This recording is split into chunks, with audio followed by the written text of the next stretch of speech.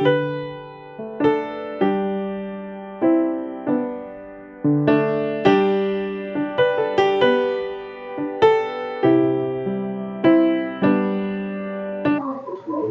paz do Senhor Jesus. Amém. Bom dia a todos e vou pedir para vocês abrirem a Bíblia no Salmo 4.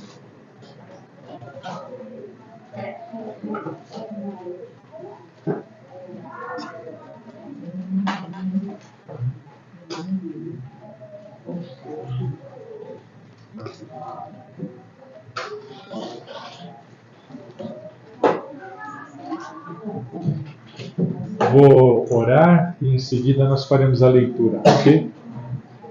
Ó Deus Altíssimo, nós temos tempo na vida de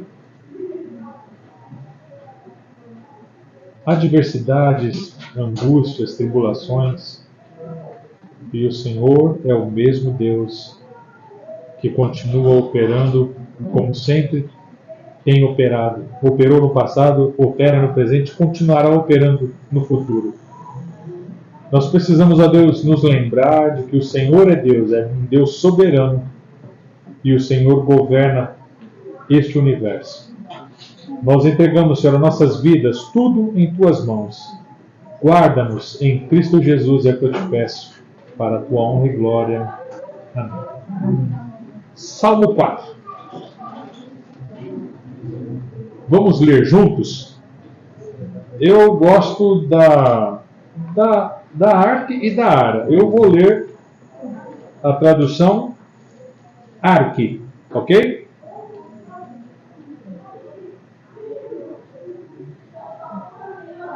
Almeida, Revista e Corrigida. Então é Arque. Diz assim. Vamos ler, quem puder ler comigo e achar que é igual, continua lendo. Quem achar que é diferente, espera um pouquinho. Ouve-me quando eu clamo, ó Deus da minha justiça. Na angústia me deste largueza. Tem misericórdia de mim e ouve a minha oração. Filhos dos homens, até quando convertereis a minha glória em infâmia? Até quando amareis a vaidade e buscareis a mentira? Sabei, pois, que o Senhor separou para si aquele que lhe é querido. O Senhor ouvirá quando eu clamar a Ele. Perturbai-vos e não pequeis. Falai com o vosso coração sobre a vossa cama e calai-vos. Oferecei sacrifícios de justiça e confiai no Senhor. Muitos dizem, quem nos mostrará o bem? Senhor, exalta sobre nós a luz do teu rosto. Puseste alegria no meu coração, mais que no tempo em que se multiplicaram o seu trigo e o seu vinho. Em paz também me deitarei e dormirei, porque só tu, Senhor, me fazes habitar em segurança. Interessante esse salmo, né? Ô, Felipe, faz uma gentileza. Pega outra estantezinha lá para mim. Aí eu consigo. Já foi dado a aula aqui no Salmo 3. E este salmo ele está ligado, né, de uma certa forma ao Salmo 3. Que é quando Absalão se levanta contra Davi e até mesmo aquelas pessoas que faziam parte do governo de Davi, do reinado de Davi, que eram aliados de Davi, que estavam junto com eles, Absalão conseguiu trazer para o lado deles, para envergonhar Davi, para tomar o lugar do trono, né, no trono de Davi. Absalão se assentar no lugar de Davi. E no Salmo 3, Davi ele teve que fugir, né? A descrição desse salmo é que Davi teve que fugir de madrugada, descalço, ir para o deserto para poder sobreviver, né? E o mais interessante é que tanto no Salmo 3 quanto no Salmo 4, Davi consegue dormir. Ele diz que em paz ele se deita, dorme, porque o Senhor sustenta. É interessante, né? Como é que é isso, né, Tiago? A gente, no meio da angústia, no meio da tribulação, consegue dormir.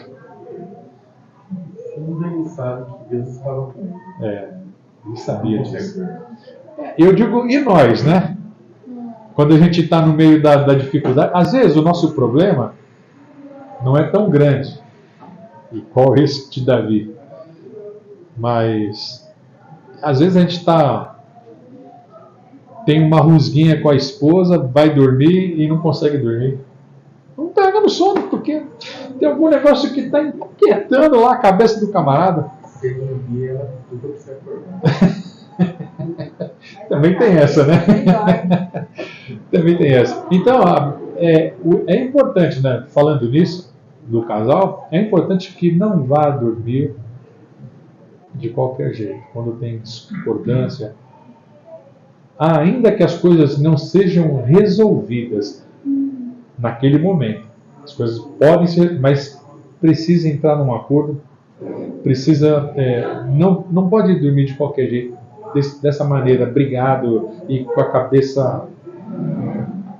E nós vamos ver algumas coisas. Então, nós vemos aqui, ouve-me quando clamo, ó Deus da minha justiça, na minha angústia me deste largueza.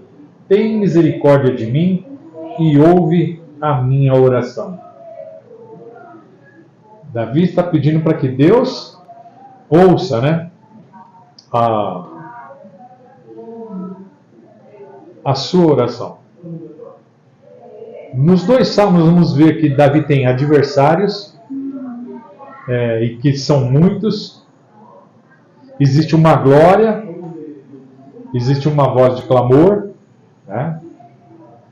E outra coisa que tem é deitar e dormir. Absalão queria dominar o reinado, ser o rei, e Davi, ele se encontrava humilhado, que teve que fugir. Então agora no Salmo 4 nós vamos ver o seguinte. Absalão fez...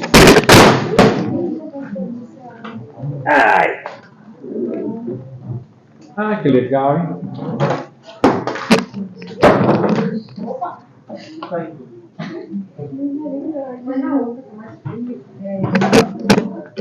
Saco legal?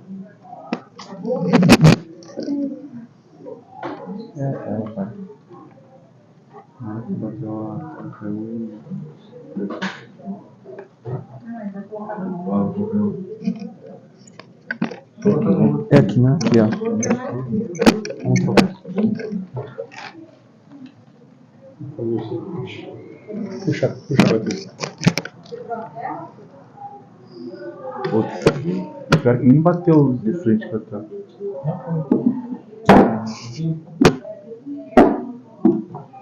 Bota lá.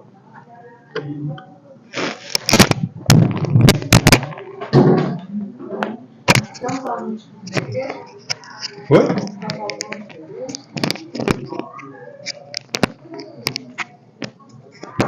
Vamos ver se funciona. Vamos ver se volta, né? Ai, que volta. Sim. Isso. Senão a gente usa lá. Olha, pelo que tá aqui, parece que vai voltar. Vamos ver.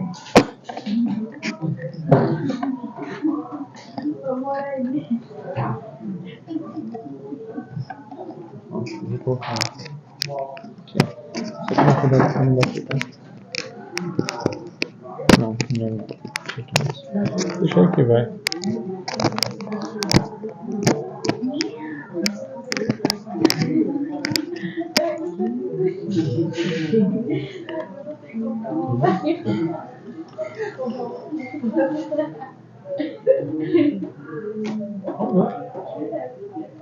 Não, só tava pra cima. Ele tomou um susto. O computador tomou um susto, a tela ficou estranha. Parece que está voltando. Só que ele demora. Que bom, sim.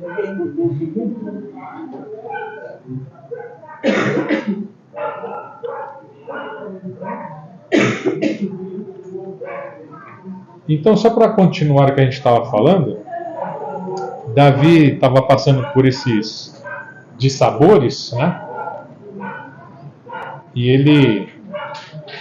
Mas assim mesmo ele confiava em Deus. E assim mesmo ele estava esperando na provisão de Deus. Tá voltando aqui, deixa eu botar aqui a tela.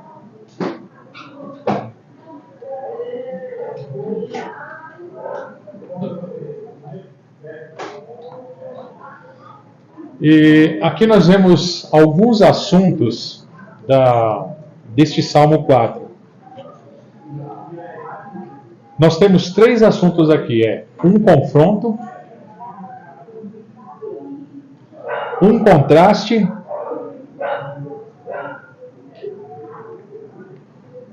aliás, uma oração, um confronto e um contraste. A primeira coisa que a gente vê aqui é Davi orando. No Salmo 3, ele é uma oração pela manhã. E no Salmo 4 é uma oração pela tarde, né? Então nós vamos ver aqui, ó. Uma oração. Qual é a oração de Davi? A oração de Davi começa assim. Primeiro Deus fala com Deus. Primeiro Davi fala com Deus. Depois ele fala com os homens. Vamos ver? Confere aí. Ouve-me quando eu clamo, ó Deus da minha justiça. Na minha angústia me deste largueza. Tem misericórdia de mim e ouve a minha oração. Aí o segundo versículo. Filhos dos homens, até quando convertereis a minha glória em infâmia? Até quando amareis a vaidade e buscareis a mentira? Então, em primeiro lugar, Davi dirige a sua oração a Deus. Ouve-me, Senhor, quando clamo. Esse é o primeiro passo que Davi faz, e é o que nós devemos fazer. Em meio às nossas angústias, em meio aos nossos problemas, o nosso primeiro socorro é orar, pedir a direção de Deus. Não é sair precipitado fazendo as coisas, querendo resolver por sua própria força, por minha própria força. Isso é o que a gente deve fugir, esperar esfriar a cabeça para poder agir melhor, né? Então, Deus é Ele quem justifica, né, ao seu povo. É Ele que faz Ele que faz justiça aos seus escolhidos. Ainda mais Davi sendo rei, ainda tinha mais essa coisa que depois nós vamos ver aqui adiante. Davi dirige a sua oração a um Deus que tudo vê e que executa a sua justiça. E a justiça de Deus não é igual à nossa. Vocês podem ver, né? A sociedade, a humanidade tem muita coisa a reclamar de Deus. Assim, por que Deus não faz alguma coisa? Isso está mostrando para mim que os homens, a sociedade, a humanidade se acha melhor do que Deus em querer resolver as coisas em decisões. E não é isso que a Bíblia nos ensina. Quando alguma coisa acontece, a gente precisa começar a refletir os nossos caminhos, os nossos pensamentos, a nossa maneira de agir, como é que a gente está vivendo diante de Deus, né? Uma frase de Spurgeon é assim, ó, que Deus, Ele é o autor, a testemunha, o mantenedor, o juiz e o recompensador da minha justiça. Pensamento de Spurgeon. É Ele que me justifica. A justiça é de Deus, Ele é o autor da justiça. A justiça não é a minha que eu faço, mas é a justiça que Deus fez e faz. Porque, como eu falei na última pregação, do amor, a misericórdia e a justiça de Deus. Para mim essas 3 coisas são inseparáveis. Não que as outras coisas não estejam juntas, mas parece que Deus usa essas 3 coisas para medir a nossa balança. É Ele quem nos justifica, porque Ele já preparou o meio de nós sermos justificados. Por seu imenso amor, por sua imensa misericórdia. Ele usa de justiça. E a justiça de Deus é essa. Nós estávamos condenados à morte, mas Ele preparou o meio de sermos salvos. Aí é o amor e a misericórdia de Deus juntos. Interessante isso. Para mim, né? Eu acho isso muito interessante. Então, Davi, primeiramente, ele dirige a sua oração a Deus. Em segundo lugar, né, como ele dirige a sua oração, ele responde-me quando eu clamo. Essa é a segunda coisa. Ele dirige a oração a Deus. A oração do salmista ela é dirigida para Deus, diretamente a Deus, e pedindo uma resposta, porque ele sabe que de Deus tem uma resposta. Em Deus existe uma resposta. E ele tem, Davi está sabendo, ele sente que existe uma urgência nessa resposta de Deus. E muitas das vezes nós nos encontramos em situação de urgência. Não é em qualquer momento, mas existem momentos que há uma urgência na provisão, na resposta de Deus. E precisamos de Deus para isso, né?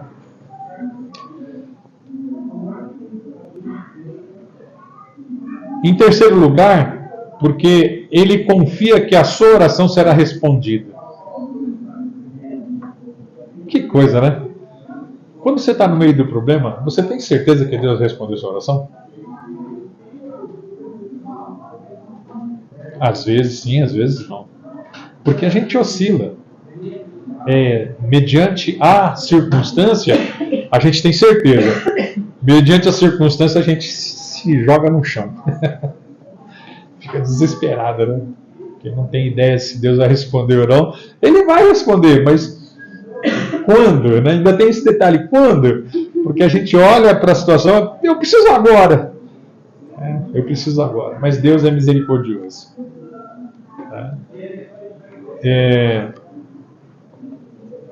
No versículo fala assim: na angústia me deste largueza, na angústia o Senhor dá alívio.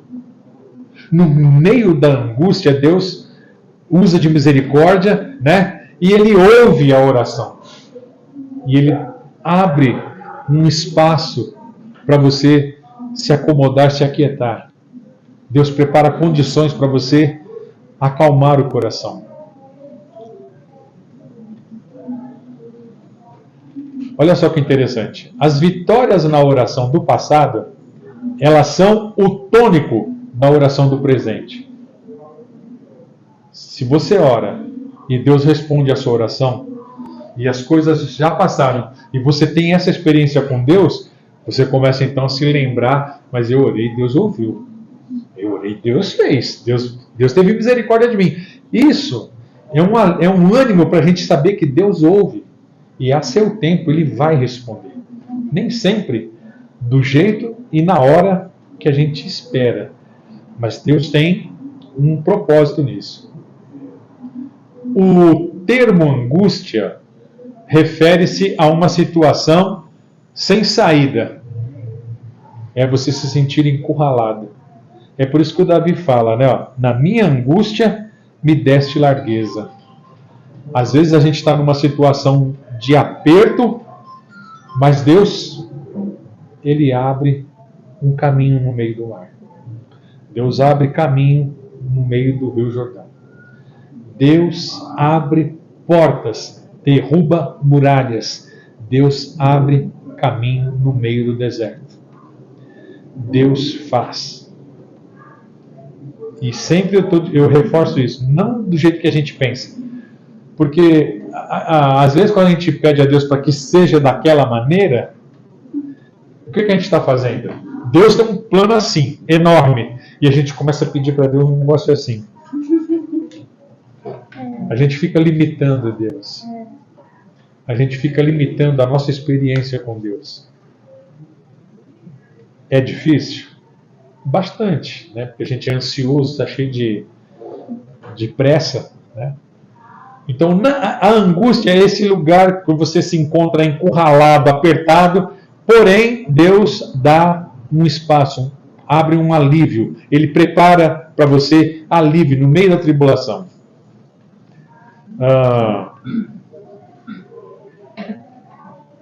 Depois de ele se sentir, o salmista se sentir num lugar apertado, ele é levado então para um lugar amplo. É assim que Davi se sente, né? Novamente, Spurgeon, ele diz o seguinte dessas expressões que nós acabamos de ler: angústia e largueza. É assim, ó. É a ilustração de um exército encurralado no meio das montanhas, né, e pressionado pelo inimigo. De repente recebe livramento e é colocado num lugar espaçoso.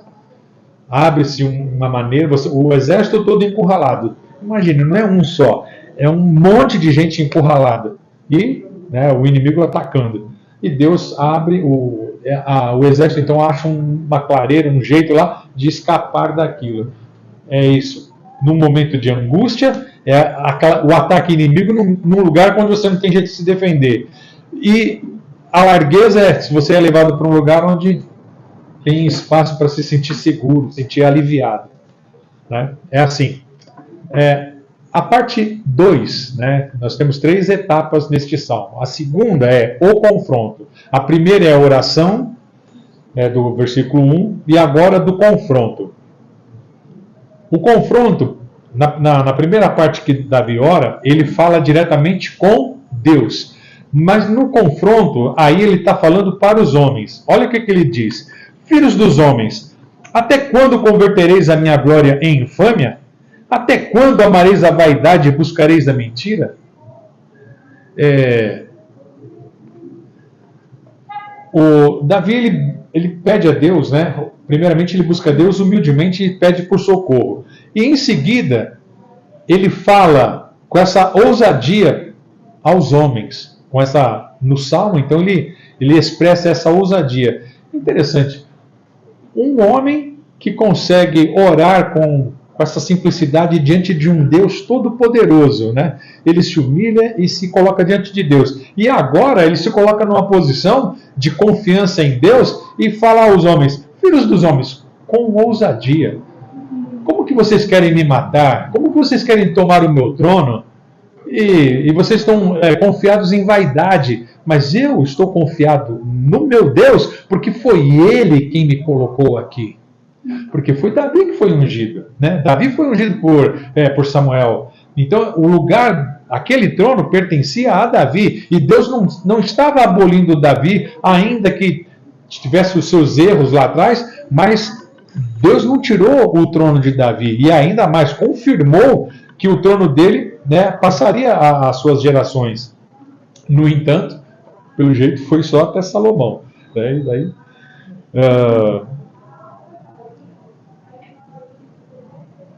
Olha só, vemos aqui uma conspiração insolente. Qual é a conspiração? Absalão querendo tomar o trono.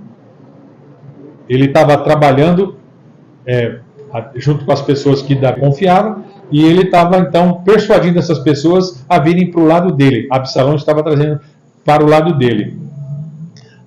E a maioria do povo queria ver, olha o que Absalão conseguiu, queria ver Davi morto e Absalão no lugar de Davi. Isso é né?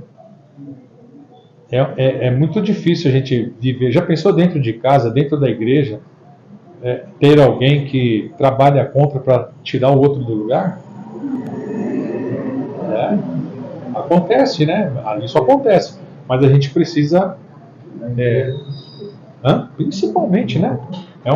Lá no seu trabalho, tem alguém querendo derrubar você? No meu trabalho tem gente querendo derrubar. Só não derrubo porque já estou no chão.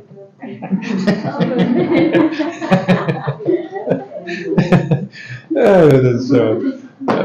A gente precisa confiar em Deus, né?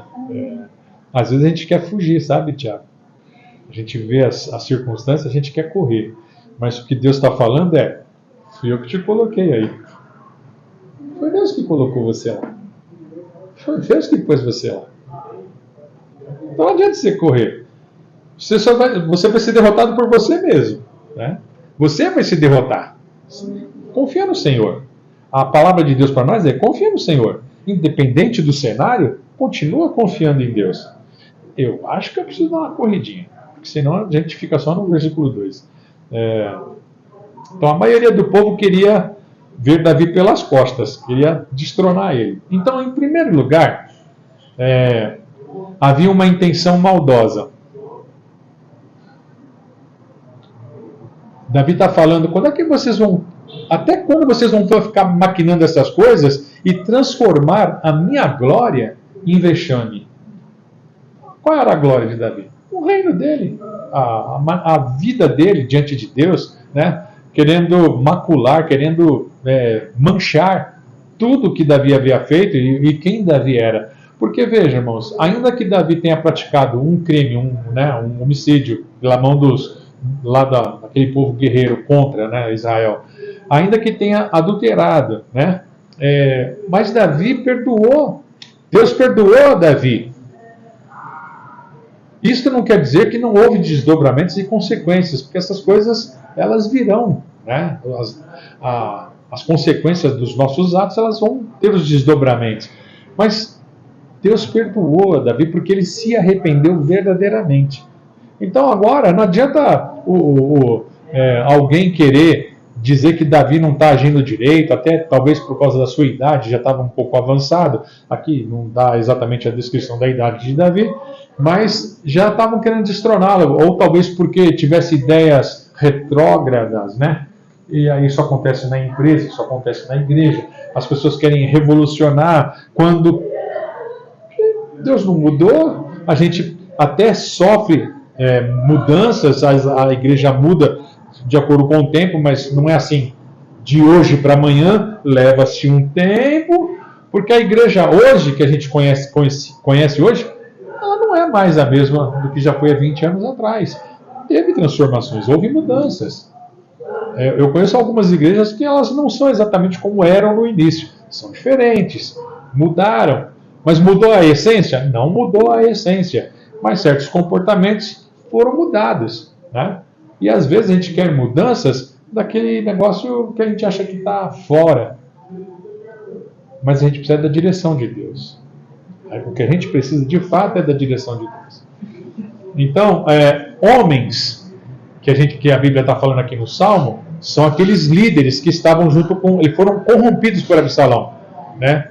E fizeram até mesmo o povo se desviar, né? E queriam humilhar a Davi e depô-lo do trono e matar a Davi. A segunda coisa, no versículo que Davi fala aqui, amareis a vaidade. Amareis a vaidade tem a ver com isso, ó. Era uma causa fracassada. O salmista, ele já estava dizendo que aquilo era uma obra fracassada. Eles estavam confiados numa coisa e eles não teriam sucesso. Davi sabia disso, né? Até quando, filho dos homens, até quando convertereis a minha glória em infame? Até quando amareis a vaidade? Então, a vaidade era essa causa fracassada, né? Davi está avaliando a intenção dos seus adversários como vaidade, algo vazio que não vai chegar a lugar nenhum, né? E em terceiro lugar, um método falso. E buscareis a mentira. O que o salmista está dizendo, né? Que a mentira, porque não era um plano escolhido por Deus. Porque Absalão não era o plano de Deus, mas Davi era o plano de Deus.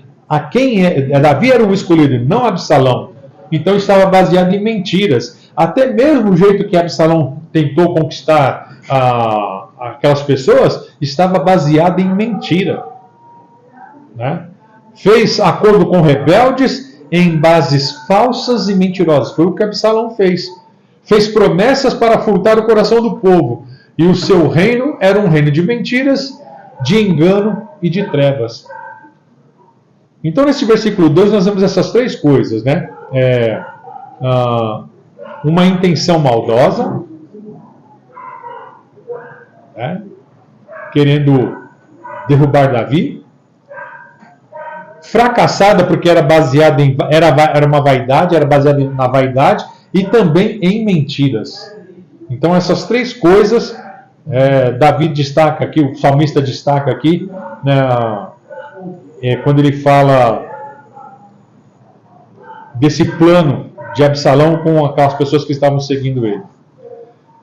Uma convicção, é um terceiro ponto aqui. Ó. Mesmo sofrendo ataques furiosos dos rebeldes, Davi tem convicções inabaláveis em seu coração. E duas coisas que são postas, né? No verso 3. Vamos ler o verso 3 para depois falar. Sabei, pois, que o Senhor separou para si aquele que lhe é querido. O Senhor ouvirá quando eu clamar a ele. Essa era a convicção de Davi, de que Deus iria ouvi-lo quando clamasse. Nós precisamos andar, irmãos, em retidão diante de Deus. Nós temos que ter uma vida separada do mundo. Não podemos andar de qualquer jeito, né? Então, em primeiro lugar, Deus conhece os que lhe pertencem. Sabei, porém, que o Senhor distingue para si o piedoso. Deus conhece os que são seus. Quem pode abrir em Timóteo, 2 Timóteo 2,19? Por favor. 2 Timóteo 2,19.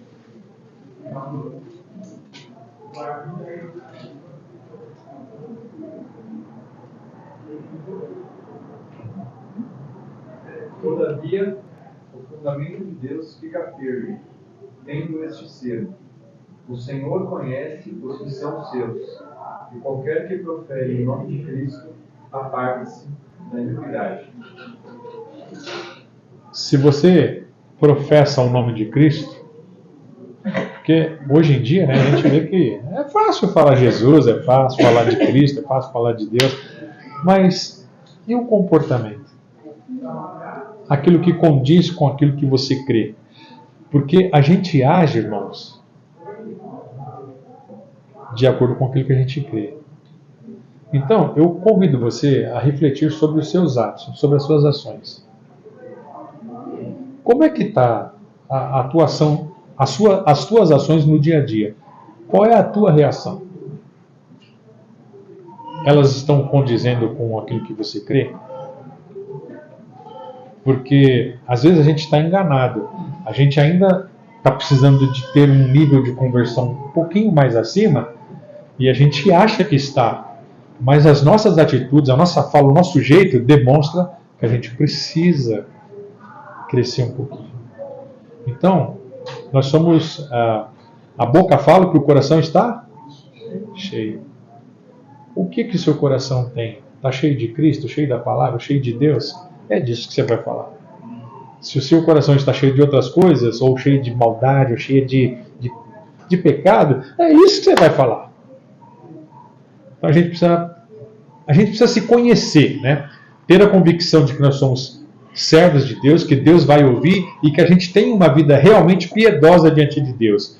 Então, a gente vê neste versículo do Salmo, e também aqui em Timóteo, a eleição que é pela graça. A eleição, Deus nos elegeu e é por graça. Porque não adianta as pessoas quererem ser boazinhas e praticarem boas obras confiadas em si mesmos. Não serve para nada. Diante de Deus, não. Pode servir para outra pessoa, você socorrer igual as pessoas lá no Rio Grande do Sul necessitadas e outras pessoas, né? A nação se comove e ajuda. Bom, isso é bom, isso é legal, mas não justifica você em nada. A nossa justiça, ela vem de Deus, né? E as nossas boas obras, elas estão em Deus. E elas são feitas em Deus. O piedoso é aquele que tem um relacionamento certo com Deus e que demonstra um compromisso pactual. O piedoso é aquele que tem um relacionamento correto com Deus. O relacionamento é com Deus. Mas o relacionamento com Deus envolve pessoas. Na epístola de João, a gente viu o seguinte: que a gente diz que ama a Deus quem a gente não vê. Mas o próximo a gente não ama. Como é que a gente demonstra que ama a Deus? Amando o próximo. Então, a gente tem certas ideias, certos comportamentos que eles não batem. Não batem com o que a gente fala. O nosso comportamento precisa bater com aquilo que a gente fala. Com aquilo que a gente crê. Né? A gente precisa proceder de maneira correta. Então Deus distingue o piedoso do incrédulo, né? O piedoso do profano, o justo do escarnecedor. A escolha de Deus, ela é soberana e a sua graça, ela é irresistível. A segunda coisa aqui, na convicção, tem uma segunda coisa. Deus responde à oração dos piedosos. O Senhor me ouve quando eu clamo por Ele. Ou o Senhor me ouvirá quando eu clamar a Ele. O Senhor me ouve quando eu clamar a Ele. Deus ouve, irmãos. A nossa celeridade da resposta não quer dizer que Deus não ouviu a oração. Deus está ouvindo e tem o tempo dele responder, né? Mais uma coisa. Davi, ele era um homem de oração e não era tolo a ponto de entrar numa guerra sem oração. Ele estava em guerra com o filho? Ele não estava em guerra com o seu filho. O filho dele estava em guerra com ele. Absalão, irmãos, quando alguém se levanta contra a nossa direção, contra a sua maneira de conduzir as coisas, como é que você se sente, Juba, quando alguém vai contra o que você pegar a pessoa certa? Você, irmão Manassés, delegado, você dá uma determinação e alguém se levanta, não vai dar certo isso aí não. Bom, pode ser que a pessoa que falou tenha razão, mas está contra uma determinação que ela partiu de você, mas vem de cima de você. Você está executando uma ordem que mandaram e a pessoa vai lá. Como é que você se sente? A pessoa distrata assim na cara dura. Humilhado, né? Humilhado e você tem vontade de catar o camarada pela garganta. Né? A gente é assim. A gente tem. Quando a gente dá uma ordem e alguém não obedece, a gente tem vontade de catar pela garganta. A mãe fala para o filho, faz isso. Eu não vou fazer coisa nenhuma. É melhor fazer, né? Então irmãos, a gente não pode ir contra ao que Deus determinou. Absalão estava indo contra algo que Deus determinou. A sentença, a derrota dele já era declarada, né? Mas Deus responde, então, à oração de piedosos. O Senhor ouve quando eu clamo por Ele.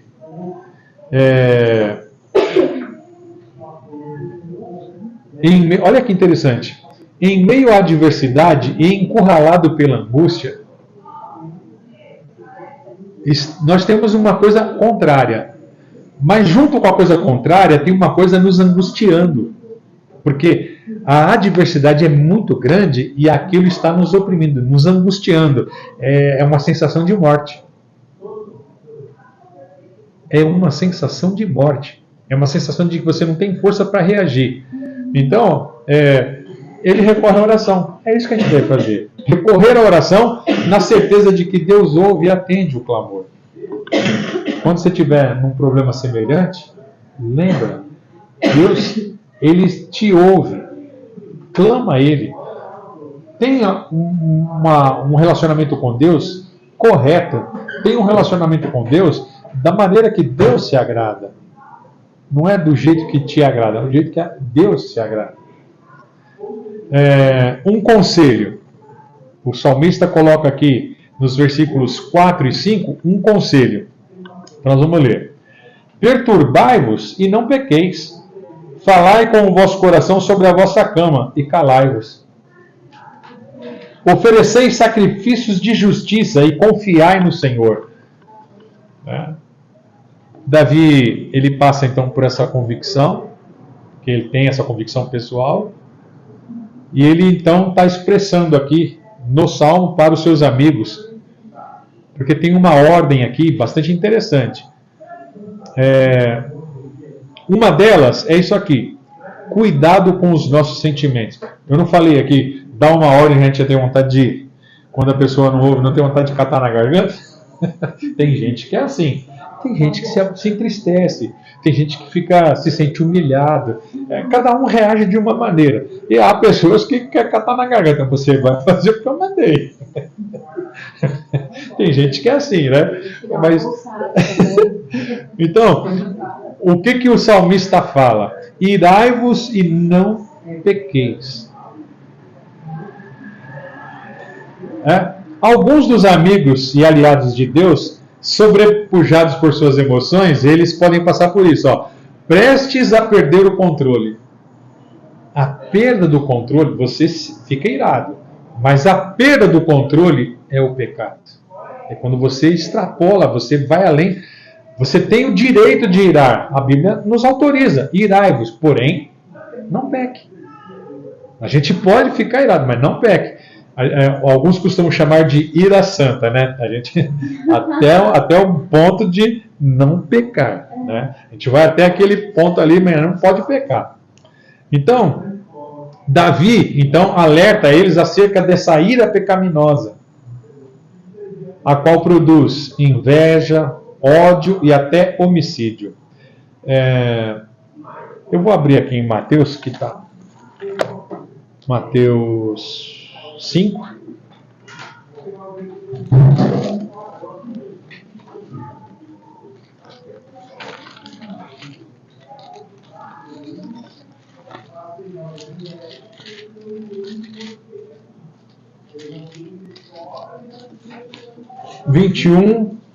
ao 26, diz assim, ó, ouvistes o que foi dito aos antigos, não matarás, mas qualquer que matar será réu de juízo.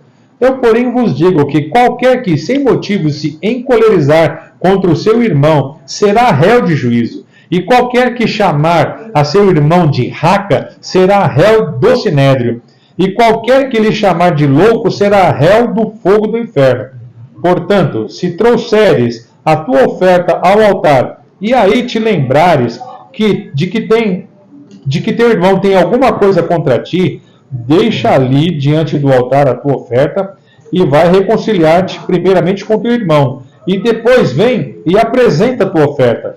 Concilia-te depressa com o teu adversário enquanto estás no caminho com ele, para que não aconteça que o adversário te entregue ao juiz e o juiz te entregue ao oficial e te encerre na prisão. Em verdade te digo que de maneira nenhuma sairás dali enquanto não pagares o último ceitil.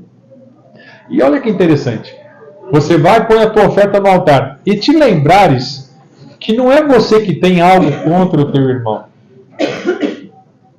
É o teu irmão que tem contra ti. Você se lembrar que o teu irmão tem contra ti.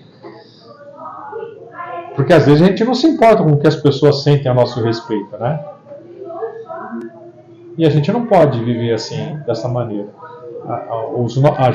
A gente quer ter os nossos sentimentos acalmados, apaziguados, mas a gente não pode esquecer que o nosso irmão também precisa disso para viver em paz com a gente, né? Então, uma das coisas é isso. Efésios 4:26. Quem pode ler aí? Efésios 4:26. Eu já estou em Efésios. Pulei para Filipenses. Irai-vos e não pequeis. Não se ponha o sol sobre a vossa ira. Ok? Irai-vos e não pequeis. É este o conselho, né, do apóstolo Paulo para nós. Você pode até irar, mas não deve ir muito longe, né, com esse sentimento para não pecar, para não se transformar em algo pecaminoso. Então, como diz aqui no livro, né, há uma ira santa que repudia o mal. Quando a gente vê a injustiça, quando a gente vê algo errado, a gente tem o direito de se irar contra o mal. Mas pelo que eu estou entendendo, irmãos, a gente não deve irar contra o próximo.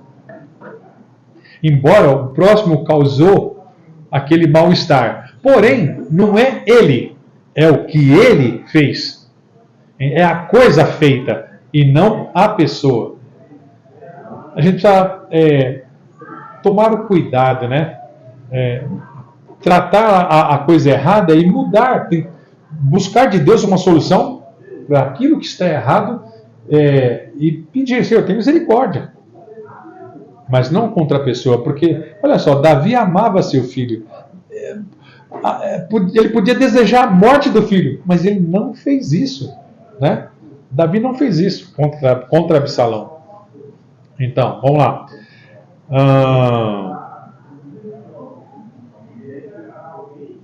Em segundo lugar, seja um conselheiro de si mesmo. Como é que é isso, hein? Ser conselheiro de si mesmo. Você consegue ser conselheiro durante o dia? Os afazeres parece que não deixam, né? A gente pensar. Eu já me peguei muitas vezes, eu acordo pela madrugada e o sono não vem, aí começa a remoer, como eu falei, né? A gente começa a remoer. E dali a pouco a gente começa a olhar. Uma coisa eu aconselho vocês: não deem razão a vocês mesmos. A cabeça precisa esfriar, o coração precisa esfriar. A gente precisa olhar aquela situação que nos deixou irado, olhar para aquilo que nos deixou em desconforto, encurralado, angustiados, olhar para aquela situação e então começar a falar consigo mesmo. Em que hora? Com o vosso travesseiro sobre a vossa cama. Esse é o conselho do salmista, né? Um conselho: consultai no travesseiro o coração e sossegai. Você começa então a pensar nas coisas que foram feitas, foram ditas, e nós temos essa dificuldade de reconhecer o nosso erro. A gente consegue ver o erro dos outros. Às vezes a gente acha que quem deu causa àquele mal-estar foi a outra pessoa. Mas a gente não vê que a gente deu um start aqui, em algum ato, alguma palavra, algum gesto. A gente fez alguma coisa errada e desencadeou um negócio aqui que parece que é tem mais fogo aqui do que a isca foi aqui, o start. Deu a isca aqui, mas o fogo, então a gente acha, eu dei o start e chegou aqui, pegou uma pessoa que incendeu uma fogueira. Pô, por que você está agindo desse jeito? Então a gente às vezes não enxerga a causa do problema. Então a gente fica apontando. Você, ó. A gente fica apontando. Você. Quando, na verdade, é por isso que fala para a gente, né, analisar de cabeça fria. E a gente não pode praticar a autocomiseração. A gente não pode ter dó da gente porque fomos ofendidos e, né, a gente precisa olhar para tudo isso. Davi não era o causador, não foi ele que acendeu a faísca, foi Absalão mesmo. E Absalão era a própria fogueira, o próprio problema, né? E continuando, a gente precisa se olhar no espelho e fazer um julgamento nosso. A Bíblia dá um conselho para nós lá, se eu não estou enganado, em Coríntios. Se nós nos examinássemos a nós mesmos, se nós fizéssemos um autoexame, não seríamos julgados. O conselho de Paulo, então, é para que eu e você, dia a dia, faça uma análise justa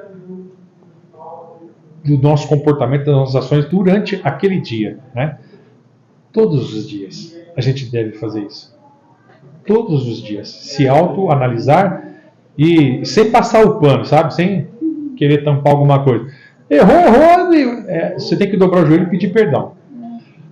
A Deus. A Deus a gente sempre vai ter que pedir perdão, mas a qualquer pessoa também que a gente tiver feito alguma coisa, né? E a pessoa se ofendeu, a gente deve buscar reconciliação, porque foi isso que Deus deixou para nós, o ministério da reconciliação.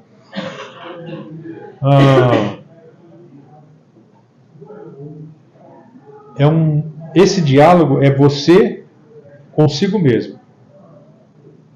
É você falar consigo mesmo e se autoanalisar. Não é uma autoflagelação, mas é um jeito de você olhar para você e ver como que você está agindo diante daquela circunstância.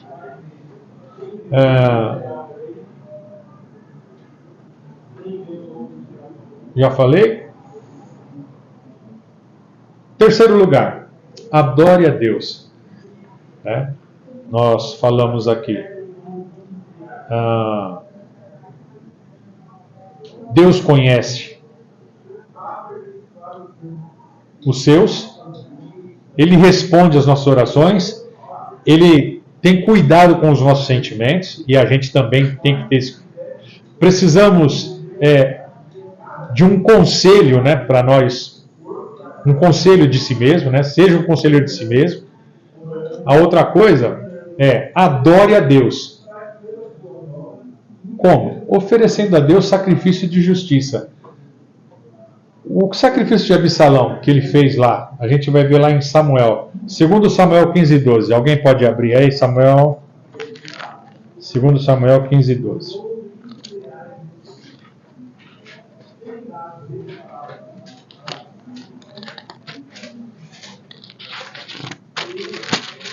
Vamos lá, 15:12.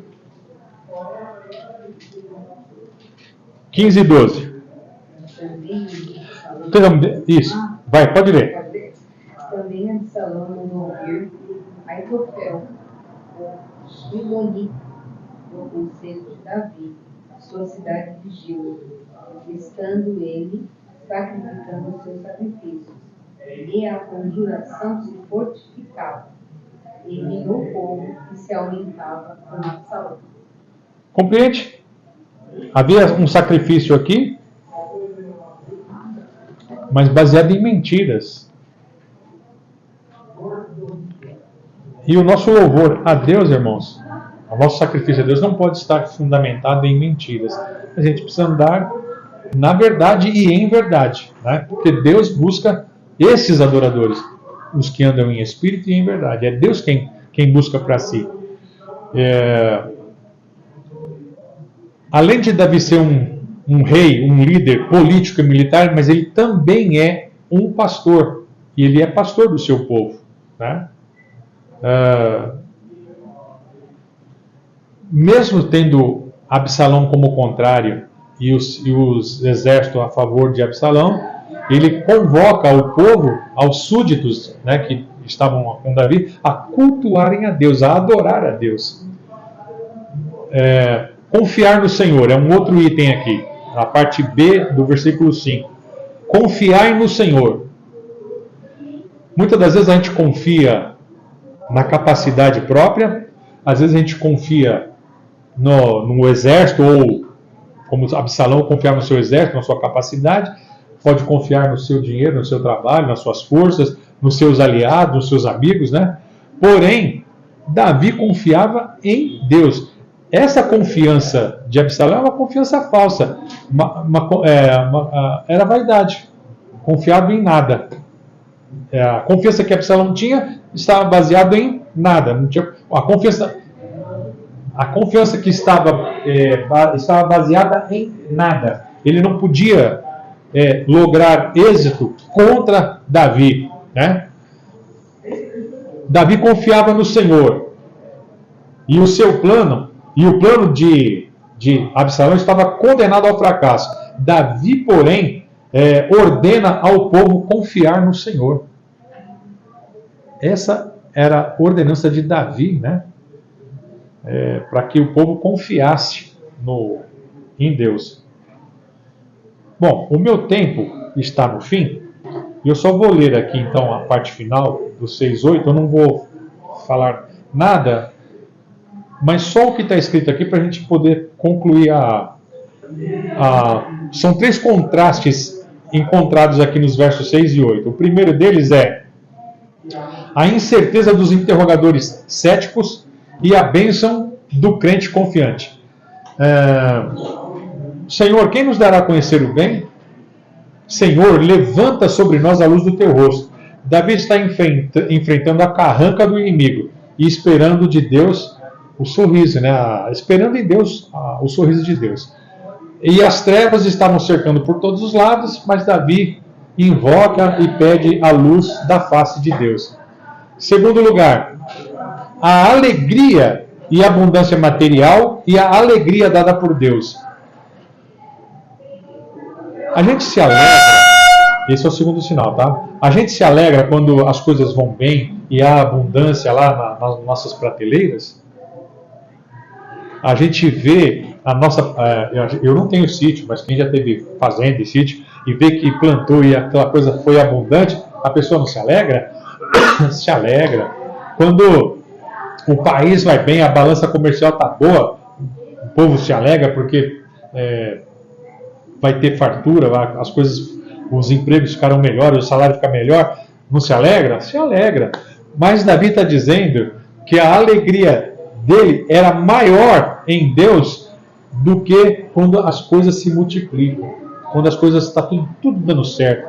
Você sai desse emprego, vai para um outro melhor, a sua carteira fica recheada. Davi está dizendo que a alegria de ter conexão com Deus é muito maior do que ter abundância das coisas. Porque uma alegria, ela é material, é do mundo.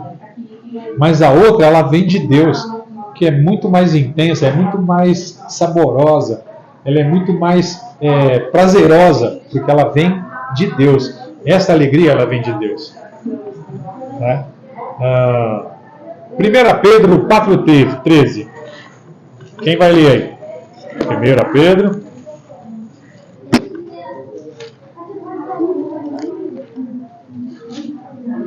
Pedro 4,13. Diz assim: mas alegrai-vos no fato de seres participantes das aflições de Cristo, para que também, na revelação da sua glória, vos regozijeis e alegreis. Ou seja, nós somos participantes aqui das aflições? Sim, precisamos ser, para também sermos participantes do regozijo, de ter uma alegria que é fantástica, né? Que ela vem de Deus. A inquietação do ímpio e o sono seguro do justo. Em paz me deito e logo pego no sono. No Salmo 3 fala uma coisa semelhante, e aqui nós vemos esse outro versículo falando de pegar no sono. Irmã Eliane, você consegue dormir quando alguma coisa está te inquietando? Alguém consegue dormir aqui quando algo está inquietando? Eu fico admirado de olhar para a Valéria, porque ela deita na cama, passa 5 minutos, ela entra num sono. Porque o Salmo diz, né? Porque o Senhor dá aos seus amados o sono. Eu disse, Senhor, me dá esse sono aí, eu quero esse sono aí. Né? Mas de vez em quando eu vejo que ela não dorme. É raro acontecer isso. Por quê? Porque tem alguma coisa inquietando. Então, quando existe alguma coisa inquietando, a gente deve confessar a Deus. Dizer a Deus que está nos inquietando. Amém, amados? Então a nossa lição é